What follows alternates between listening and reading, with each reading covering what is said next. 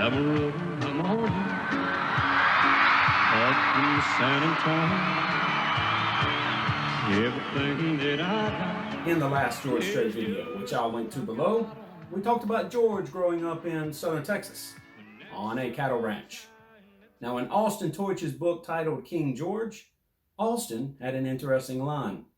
He said George grew up to be a country singer, but he was raised to be a cowboy.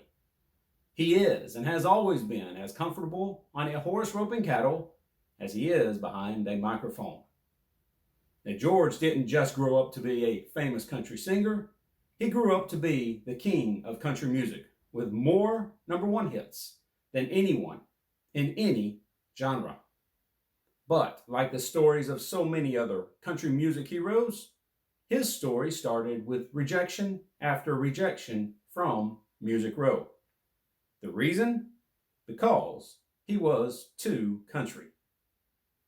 So George, after being rejected by Nashville, drove back home to Texas where his daughter Jennifer and his wife Norma were waiting. He was at a decision point in his life. You see, he had begun playing with the Ace in the Hole band, and he'd been playing with them for about 7 years. Now keep in mind, at that point, there was no George Strait country music singer. There was only the Ace in the Hole band, with George being the lead singer. And while the band had a decent following in South Texas, that's about all they had. And once all the money was split up, there just wasn't much left for George. Now, George was 27, and his wife Norma wanted to keep growing their family. Self-doubt started to creep into George, and he wondered if maybe he was just too country to ever make it big. And while he loved being behind the microphone, the math just wasn't adding up at the end of the month. So George Strait decided to step away from music. He turned in his notice to the Ace in the Hole band and was scheduled to start a full-time job building cattle pens. But then fate and his wife Norma stepped in. Norma wanted a more stable home, no doubt, but she also knew George absolutely loved being on stage singing country music. It's just who he was. And while she had dreams of her own, she and George were still young, and she didn't want George to quit just yet. Together, they made a deal. George would give his dream just one more year. And that year was going to eventually give us the king of country music. Now, one night, while playing in a beer-flowing bar full of thirsty cowboys and oil workers, he met a man named Irv Woolsey. Mr. Woolsey was a Texas native and had spent years working in Nashville with labels like Decca Records. Now, Irv had connections in Nashville, and he liked George a lot. So Irv talked a producer into getting George back into a Nashville studio. Of course, last time George was in Nashville, he was told his music was too country. This time, one of the songs they recorded was Nobody in His Right Mind Would Have Left Her, which was written by Dean Dillon. Now, Dean would go on to write many of George's most famous songs, like The Chair and Oceanfront Property, and he himself would be inducted into the Country Music Hall of Fame in 2020. But just as more proof that it takes a healthy dose of great timing and good luck to make it to the big time, George's recording of Dean Dillon's song was once again rejected. It just wasn't time for George's music quite yet. Hi, and thanks for watching. If you haven't yet, will you like this video and subscribe to this YouTube channel?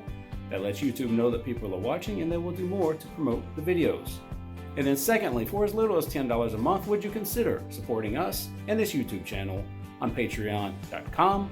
For any support at all, you'll get extra footage not seen on YouTube, and it does a lot to encourage me to continue to produce this content and spend the time to create it. Patreon.com/stories of country music is where you'll find us, and I'll also include a link in the video description below. All right, back to the video. Well, even though George's songs were being rejected, his velvety, smooth country voice was making an impact in Nashville.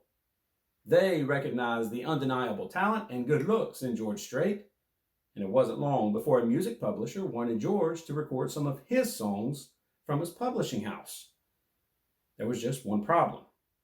No label in Nashville was willing to sign and promote George Strait. But finally, through Irv Woolsey, a deal was struck with MCA Records. Now, MCA wasn't sold on George's type of music, and they weren't going to put a whole lot of money into George up front. So they made a deal to release one song that George had recorded for the publishing company. If the song did well, they would pay for George's first album. If not, MCA would walk away. The song they decided to release, it was called Unwound. That woman that I had wrapped around my finger just come unwound. She kicked me out of the house and tonight I'm whiskey bound. Now, Unwound started slowly on the radio. Radio stations didn't want to play it because, well, it didn't sound like pop at all. But whenever the song was played, people would ask for it more, so the radio stations would play it again. This continued, building momentum day by day, until the public had turned this traditional country song from an unknown Texas singer into a full-fledged country hit. Unwound went to number 6 on the Billboard country charts and was one of the biggest country hits in the summer of 1981.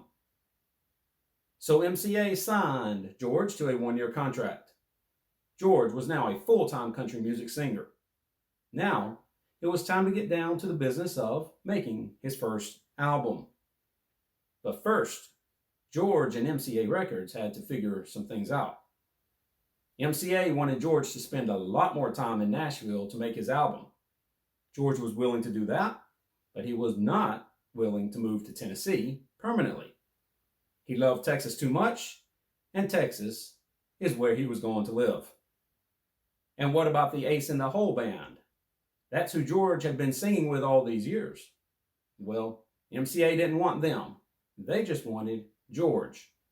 Now, MCA thought the Ace in the Hole band was good, and they were, but they weren't signing a band.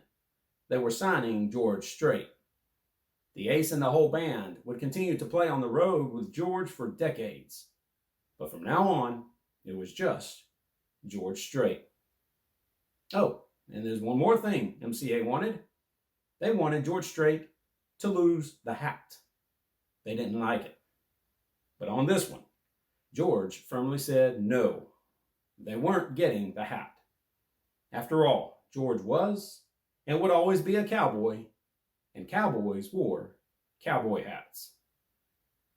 So in 1981, George Strait released his first album named Straight Country. The next release, Down and Out, co-written by Dean Dillon, went to number 16. And then George got his first top 5 hit when If You're Thinking You Want a Stranger went to number 3.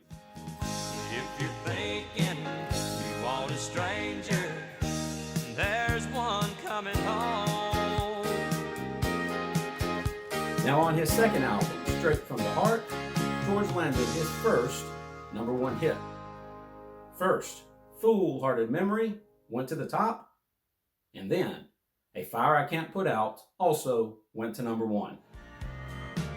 At least I'm happy knowing what love's all about. You'll always be a fire. From that album also came 2 other top 10 hits, Marina Del Rey and Amarillo by Morning. George Strait was now off and running. But even with all his early success, no one could have predicted his career would span 4 decades and he would have 44 number 1 hits on the Billboard country charts. But that's exactly what happened, and that's why George Strait is the king of country music. And I've got more videos planned talking about the unparalleled career of the one and only George Strait. But that's a story for another day.